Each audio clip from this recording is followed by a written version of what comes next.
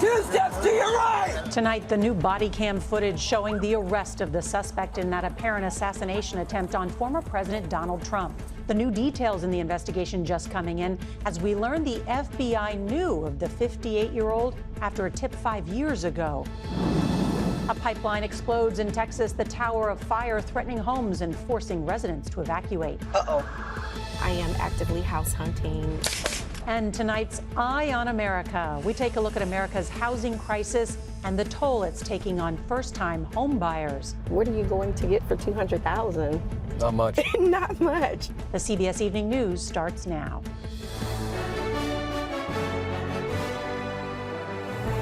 Good evening, I'm Nora O'Donnell, and thank you for being with us on an important night as we learn new information about the second apparent assassination attempt on Donald Trump in as many months.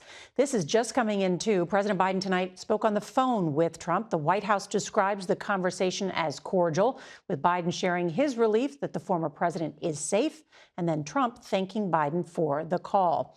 And it comes as this man, 58-year-old Ryan Wesley Routh, is now facing 2 federal charges after a member of Donald Trump's detail noticed the muzzle of his automatic rifle poking out from the shrubbery along Trump's golf course. The FBI called the threat against the former president extremely serious, but the Bureau says it has no information that Routh was working with anyone else. We also learned today that phone data places the suspect at the golf course as early as 2 a.m. He was discovered at 1:31 p.m. The Secret Service says the suspect never took any shots, but where the gun came from is a big question tonight as we learn more about Routh's criminal history. CBS's Robert Costa is going to kick off our team coverage tonight from West Palm Beach. And Robert, a lot of new information coming out tonight.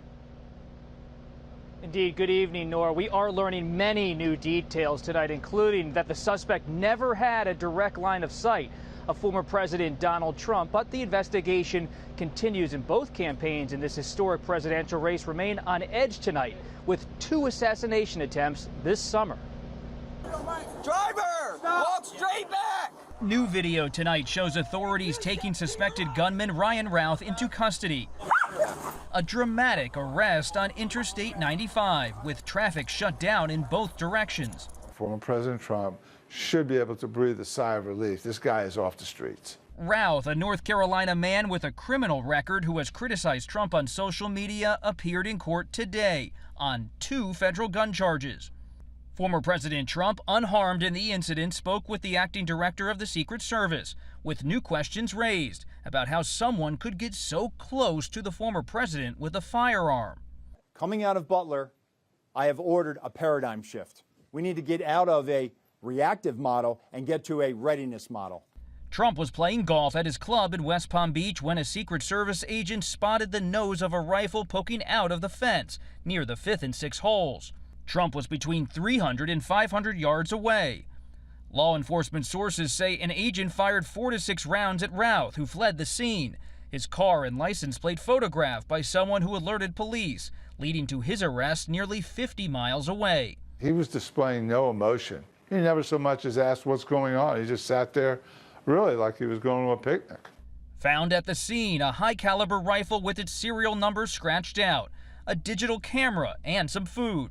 Court documents say Routh was likely hiding in the brush for 12 hours. Trump today blamed the incident on Democrats and Vice President Harris, saying their inflammatory language is responsible for the threats and violence against him. But both Harris and President Biden issued statements Sunday, saying they were happy he was safe. In America, we resolve our differences peacefully at the ballot box, not at the end of a gun. America suffered too many times the tragedy of an assassin's bullet. It solves nothing. Security at both the White House and the vice president's residence has been beefed up following the incident. This as Elon Musk generated outrage Sunday night.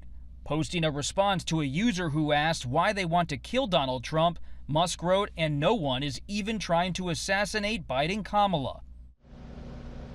Musk later deleted that post, but the White House called such rhetoric irresponsible. Meanwhile, we're learning more new details, including that in 2019, the FBI was tipped off about the suspect, that he was a felon in possession of a firearm. That information was later turned over to police in Hawaii.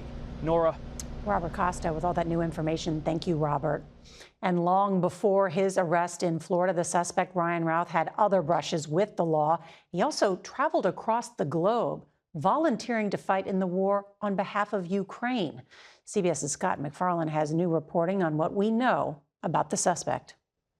The picture emerging of Ryan Routh includes a criminal past and spans thousands of miles. In North Carolina, beginning in 2002, he was convicted on a weapons charge and later a hit and run and resisting arrest. In a since-removed post on social media, he wrote he was a Trump voter in 2016, but by 2020, he'd write that he was disappointed, adding, "I'll be glad when you're gone." During Trump's term, Routh moved to Hawaii. Every interaction we had with him was very welcoming and kind. But when Russia invaded Ukraine in 2022, he traveled to the war zone, seeking to fight, posting, "I will come and die for you." He'd later tell Newsweek Romania he was instead urged to recruit fighters. I'm 56, so initially they were like, well, I have no military experience, so they're like, you're not an ideal candidate. He didn't come across as a radicalized person at all. CBS's Holly Williams, who's covered the war, heard from Routh via text message during the onset of the fighting. Ryan Routh struck me at times as being somewhat naive, genuine and sincere in wanting to help Ukraine, but somewhat naive. Earlier this year, he was back in the U.S., voting in North Carolina's primary elections, before surfacing in Florida yesterday. We do not have information that he's been acting with anyone else at present. A.T. Smith is a former U.S. Secret Service deputy director. It's very important for the Secret Service to be able to gain as much information about this individual and his motives as they can get. And it's always helpful to get it as quick as you can get it. To ensure there's no secondary or further threat. Correct. Yes, just to make sure there's not an accomplice or something out there that we don't know. Meanwhile, more questions are mounting about whether the Secret Service needs more money to hire more agents. The one thing I want to make clear, the service needs more help. CBS News has learned the Biden administration has formally asked Congress for the flexibility to potentially increase spending on Secret Service in the coming weeks, citing the campaign and mounting overtime costs. Nora? Scott McFarland, thank you very much. Donald Trump is blaming Democrats for inflaming political rhetoric, but the former president's own words seem to be increasing the threat of political violence in Springfield, Ohio. That's where a false and ugly accusation against Haitians, thousands of whom are legal permanent residents, is impacting everyday life. CBS's Nicole Killian reports on the growing controversy.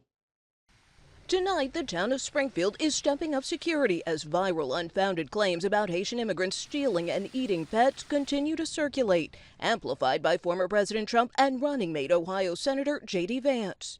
In Springfield, they're eating the dogs, the people that came in. They're eating the cats. They're eating the pets. After a pair of elementary schools was evacuated, Governor Mike DeWine came to the city to announce that 36 state troopers would be posted Tuesday so they can stay open. Look, parents are scared, and when parents are scared, we need to react, and I don't blame them. 2 local colleges moved their classes online, including Wittenberg University, following threats targeting the Haitian community. The city also canceled a major cultural festival at the end of the month as a safety precaution. If they just backed off their words a little bit, this could help our environment. This would help. We need help, not hate. We need help.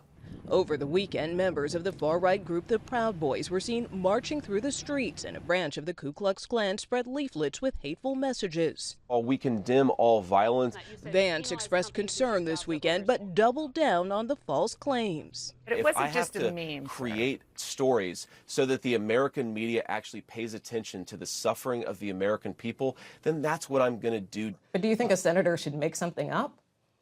Well, I don't know that that's what he meant. I think he wants to use this, I guess, to illustrate a problem that we really do have, and that is a problem along our southern border. In Springfield's Little Haiti, Roman Pierre is a manager at a Creole restaurant that has been bombarded with calls. A lot of people call me. They say, you sell cat, you sell dog. I say, no, we don't sell those kind of things. He says Trump and Vance should apologize. Haitians are good people. Governor DeWine says all of these bomb threats have been hoaxes so far, and he tells me that many of these calls are coming from overseas from a specific country, although he wouldn't go into detail. Nora? Nicole Killian in Springfield tonight. Thank you, Nicole. And CBS News will host the only vice presidential debate between Senator J.D. Vance and Governor Tim Walz. That's on Tuesday, October 1st in New York. I will be moderating with Margaret Brennan. You can catch our live coverage on CBS and streaming on CBS News 24/7 and Paramount+. We're following an ongoing emergency out of the Houston area. A liquid natural gas pipeline is burning into the night after exploding today, shooting flames high into the air, prompting evacuation and shelter-in-place orders.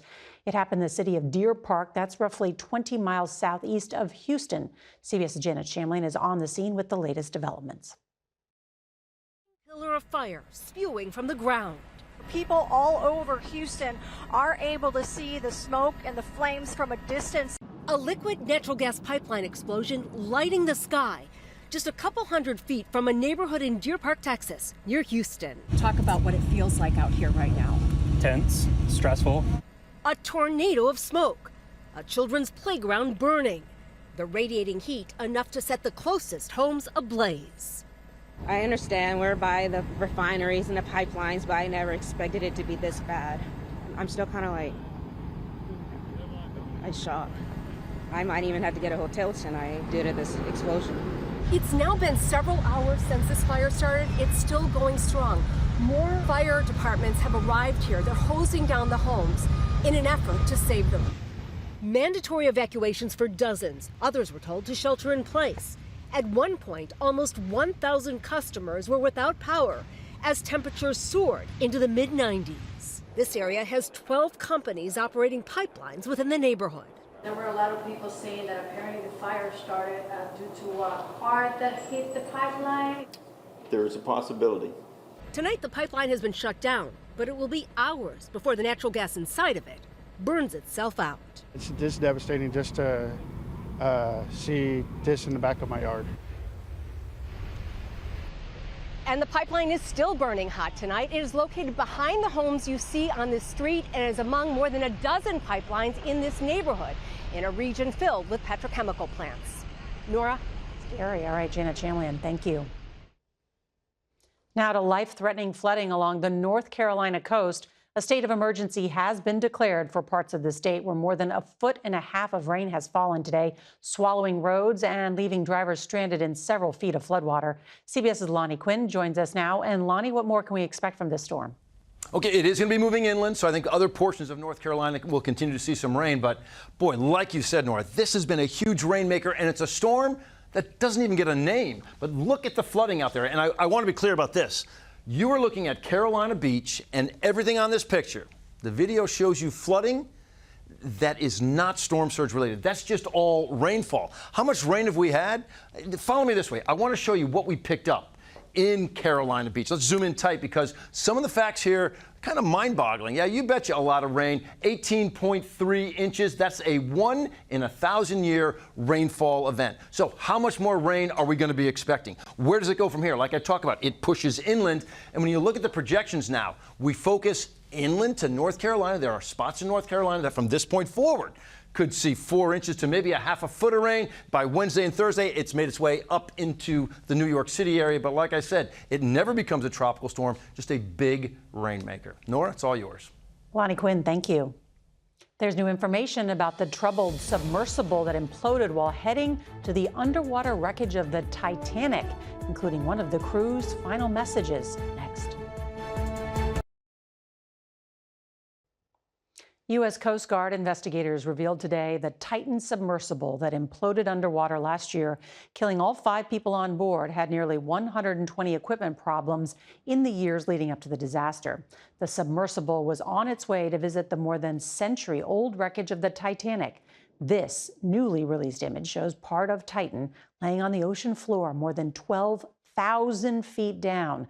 Officials also released an animation of the submersible descending into the depth with one of the final texts to its support ship saying, quote, "All good here."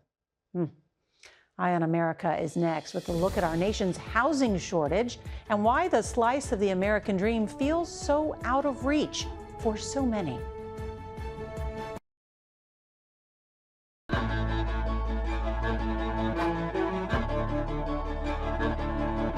This week, we're taking an in-depth look at the state of America's housing market in anticipation of the Federal Reserve's expected cuts to the interest rate. The cuts may spell some relief for the millions of Americans struggling to buy a home. But right now, there's a shortage of about 5 million homes for sale or rent, and that is driving up prices. As CBS's Mark Strassman reports on tonight's Eye on America, the crisis is worsening for families looking for a starter home. I am actively house hunting. I would love to purchase a home by the end of this year. In Houston, the starter home Felicia Ellis desperately wants seems priced like the forever home she can't afford. Take this 3-bedroom, 2-bath house. Someone put in an offer and the offer was accepted. That was the one that got away. Yeah, the one that got away. Buyers like Ellis need builders like Sharon Mayberry. We want to go ahead and get this framed up. He's committed to starter home projects like this. 40 units, 3 bedrooms, 2.5 baths, 1,650 square feet. Typical price, $250,000, about average for Houston starter homes. His secret to making the math work, city zoning and subsidies. He's financing the build using nearly $5 million in city reinvestment funds. It's the land costs that kill you right off the bat. Oh, absolutely. Because without the land, you can't build a house. Without the subsidies, what would they average? Oh, man. It would be north of about $350, pretty close to $400,000. CBS News crunched the numbers for income and home prices in America's largest 100 cities. 5 years ago, 1 in 3 American families could afford a starter home in 63 of those cities. This summer, it's down to 10. Just 10 cities where a starter home is possible for 1 in 3 families. There is no doubt this is a crisis. Chris Vincent's with Habitat for Humanity. It's Vice President of Government Relations and Advocacy. Habitat, one of America's largest builders of starter homes like these in Silver Spring, Maryland, now focuses on advocacy as much as building. A lot of this is from tailwinds even from the 2008 financial crisis, but we've essentially been not building enough homes over the last decade to keep up with the demand. Carolyn Hipkins got lucky in Maryland. She was making $54,000 a year when she bought this starter home, a house rehabbed by Habitat. Sale price, $360,000 with a 0% Habitat mortgage. Oh, I was happy. When I got that call on the phone, I had to control myself because I wanted to scream. What does it mean to you to have your own space? Oh, peace and quiet and, just comfort. Habitat says 1 in 6 families now spend more than half their income on housing. What are you advocating for? It's access to credit, it's access to land, and it's in places of communities of opportunity. But for every Carolyn Hipkins, thousands of people like Felicia Ellis keep looking. So you tell yourself, I am going to buy a house. Absolutely. I am going to buy a house. Yes, I am going to buy a house. Yes, yes. I have it written down, and I have it on a Post-it note in my bedroom. What does the Post-it note say? It says, you will be a homeowner. The American dream on a Post-it note. It has sticker shock. For Eye on America, Mark Strassman in Houston. You know what they say, if you believe it, you can achieve it, but need help. We remember the life and career of Tito Jackson, one of the founding members of the famed Jackson 5. That's next. This portion of the CBS Evening News is sponsored by Air Supra. Visit us at airsupra.com. Finally tonight, a heartwarming tribute from the family of Tito Jackson, one of the founding members of the Jackson 5.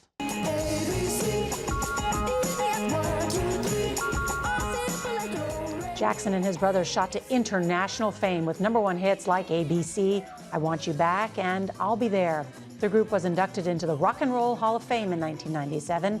Tito was the third of 10 children, which included his superstar siblings, Michael and Janet. Tito was an acclaimed guitarist and went on to have a solo blues career of his own. His 3 sons, who are also musicians, wrote they are shocked, saddened, and heartbroken, saying he will be missed tremendously. A cause of death has not been revealed. Tito Jackson was 70 years old. And that is tonight's CBS Evening News. I'm Norah O'Donnell in Washington. Good night.